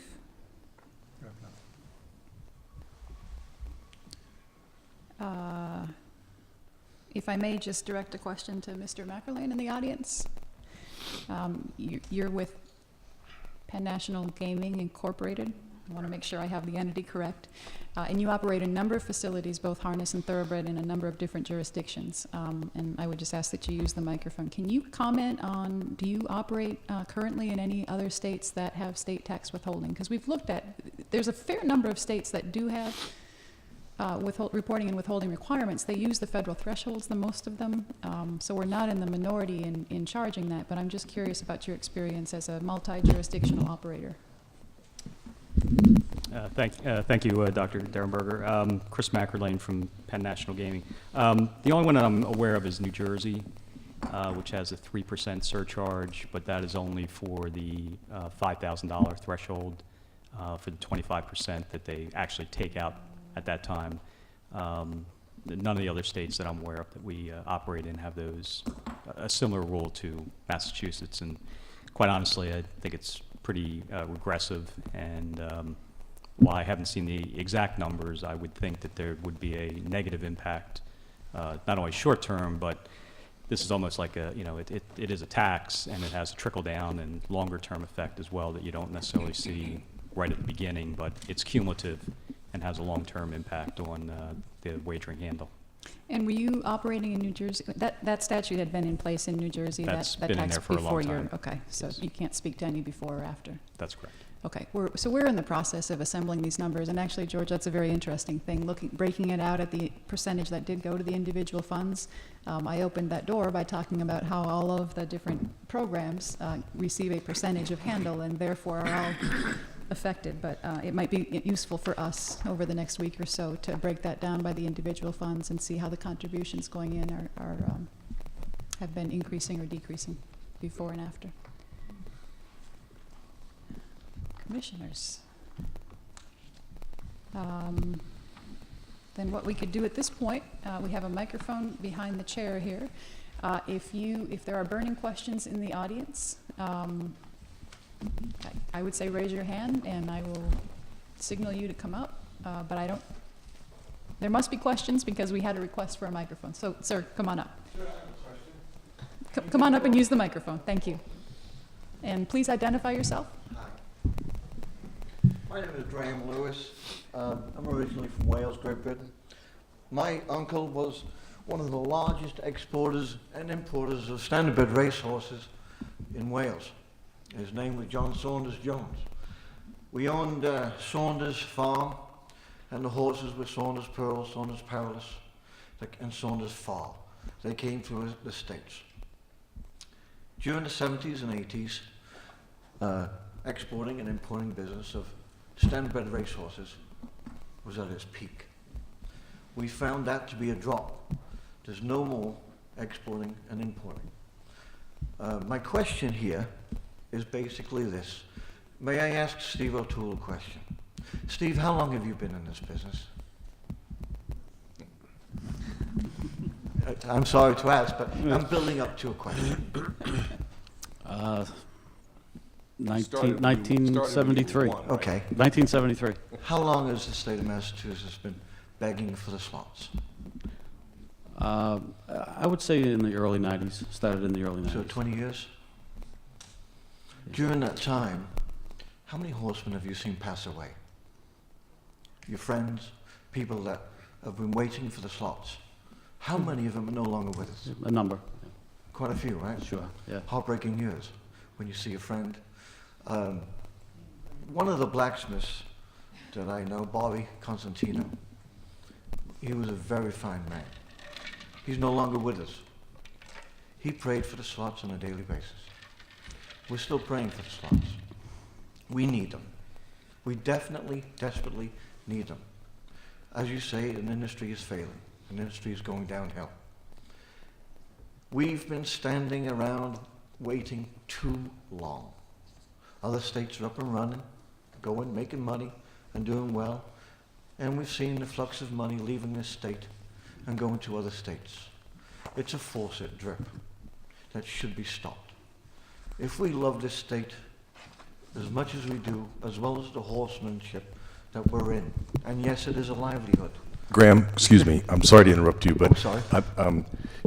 I appreciate your passion, Right. but it's not fair to the other bidders in this business to have you have a chance to speak your piece on behalf of this relationship. And it's, you know, I don't want, otherwise you'll hurt yourself because they'll want to have a chance to come in. So My last simple question. see if you've got sir. specific questions Okay. about the issues that we're discussing. Plainridge Racecourse has been around for 10 years. And it's been operable and it's been a fine racetrack. I came here to race 10 years ago. And it's become my home. I don't want to race anywhere else. I want to race here, in the state of Mass. I've made it my home. I want to say thank you, sir, for allowing me to race at your racetrack. And I think you're one fine human being. I appreciate that, but I'm gonna do what Alex We've Trebek and ask you to please state that in the form of a question. Okay. We've lost an awful lot of this state because of dragging their feet, both in thoroughbred and in standardbred. And we're here for one purpose, and that is to get the slots. Plainridge Racecourse is operable. Would you say that if Plainridge were to go dark and give an opportunity for another person to come in, wouldn't you agree that it would be equivalent to jumping out of a perfectly fine airplane just to hope that a glider passes by? I'm not sure Thank that you. that's an answerable question, but thank you for your comment. Anybody else? No, that's, how do you follow that up, right? I'm shocked. Okay, go ahead, Dr. Duggan. Questions, please. So, my name's Mike Duggan, and I'll be damned if I let a Welshman have the last word.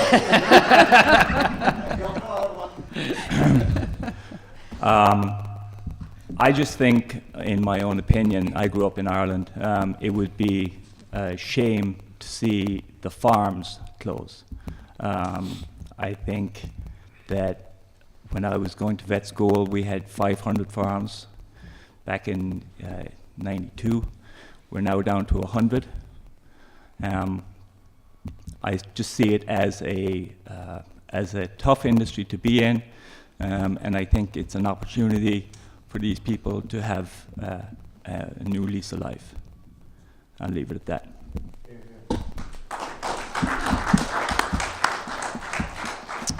Any Massachusetts natives willing to take the microphone? We have a number of, almost all of you are occupational licensed. Yeah, go ahead, come on up.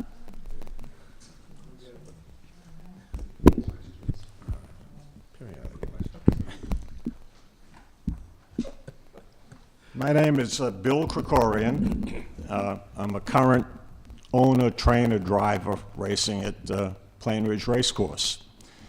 Lived in Massachusetts my entire life. Been in the horse racing business since 1970. I didn't plan on speaking today, but since you asked for somebody that was a Massachusetts resident, I guess that qualified me. And I should have qualified that we're looking for questions, so I just want to make sure that that's where you're headed. Okay. Okay. The situation is, my son and I own a breeding business. We race horses. We have a farm in Townsend. We have 8 horses there, 3 brood mares. And we're very seriously concerned about the viability of our investment in this industry. And we feel as though the commission needs to make a determination and a vote to continue horse racing at Plainridge Racecourse as a viable source of revenue for this industry. I gotta cut this off. I mean, this is totally not the right topic. I'm sorry No, to do that. no, Mr. Chairman. Yeah. Okay. I feel as though the commission has a vested interest to protect an industry in this state.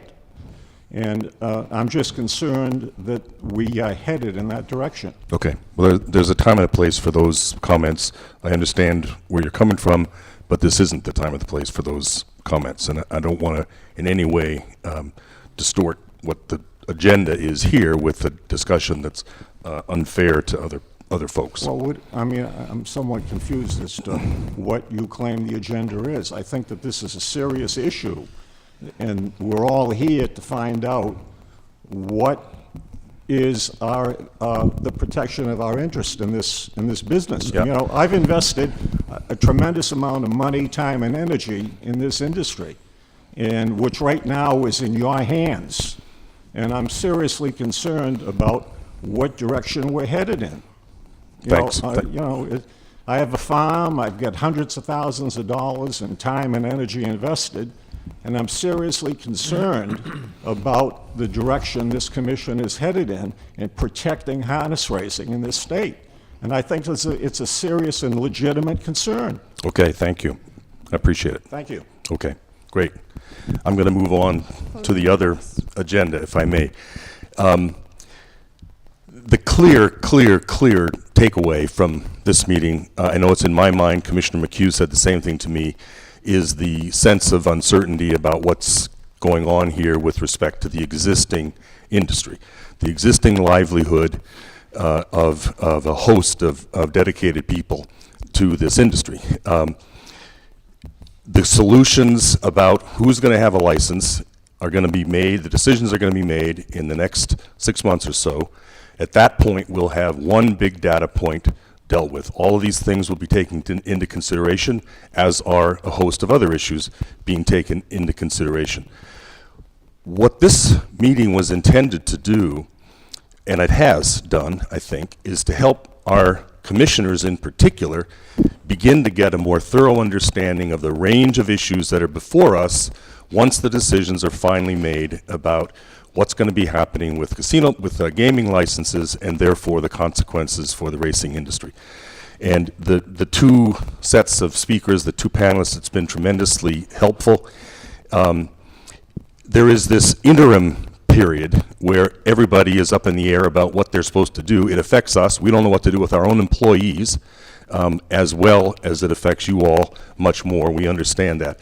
If it is possible to figure out a strategy for doing something relative to next year, this gray area, uncertain year, while the gaming licenses are playing themselves out. If there is a way to address that, we will. I don't know that there is. It may just be we're stuck. This is the deck of cards, so to speak, that we've been dealt. That may be the only solution there is. But if we can think of a way to do something, to get some kind of decision soon, so you have an idea what's going to be happening next year at the two tracks, we will do that. There's a second problem, which one of you alluded to, which is that the whole statute authorizing gaming sunsets on July 31st of next year. Pardon? Sorry, horse racing. Sunsets on July 31st of next year.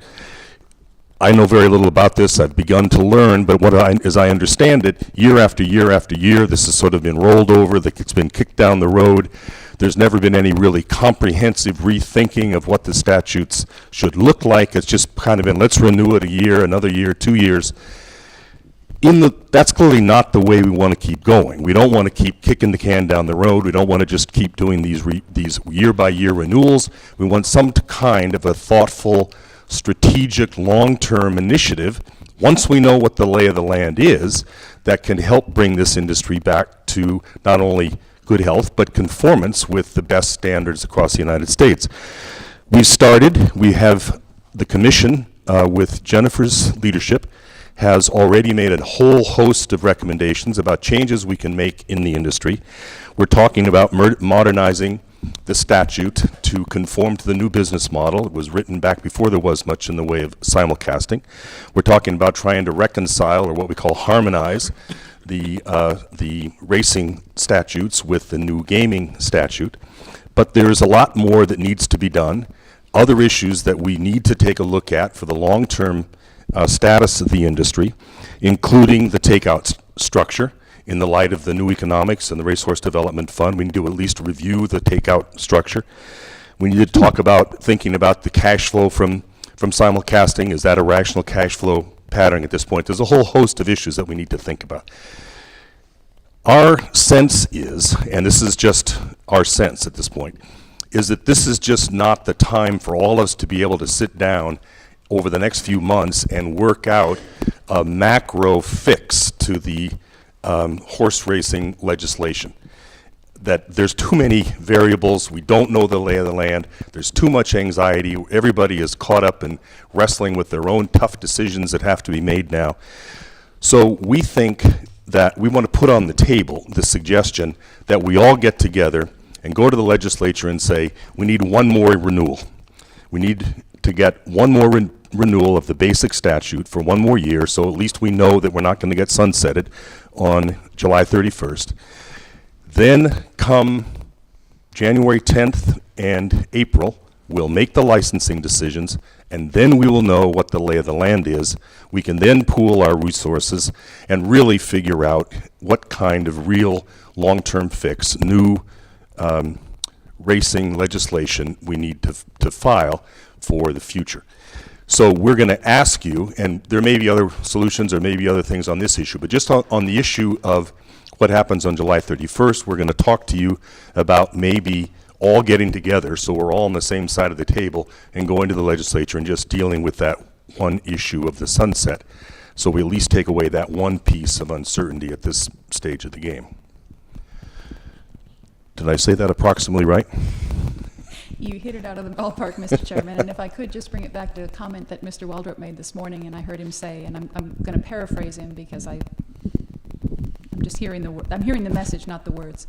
But if the industry comes together, he was talking about this in the context of congressional interest in regulating horse racing, and he made a comment to the effect of, if the industry comes together and has a consensus on a piece of legislation, that's how you get legislation done. So if we can do that, if the stakeholders here, if we can all do that and go to them, if it's not going to cause consternation, if we can get together, the regulator, the regulated, we are all in agreement that this is what this industry needs right now for stabilization and protection. Until such time as we can see what the future actually looks like, that's how we get legislation done. And we're happy to take the lead on that. We recognize what a challenging time this is for you all. But one of the reasons that I'm paid to be in this position is to take a leadership role on this, and I'm certainly willing to do it at the Commission's direction.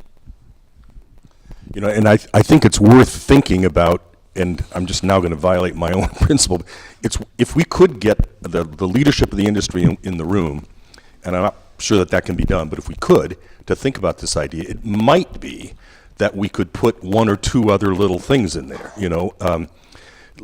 The 5% withholding is not something the Commission hasn't talked about. We don't have a position on it. It doesn't come from us. But if there were a consensus that that was a problem, we could at least consider whether it would be worth sticking it in there. I don't know if it is or not. But a minimalist strategy to at least take away the July 31st uncertainty is something that we'll be talking to you all about and hope maybe we can get a consensus on.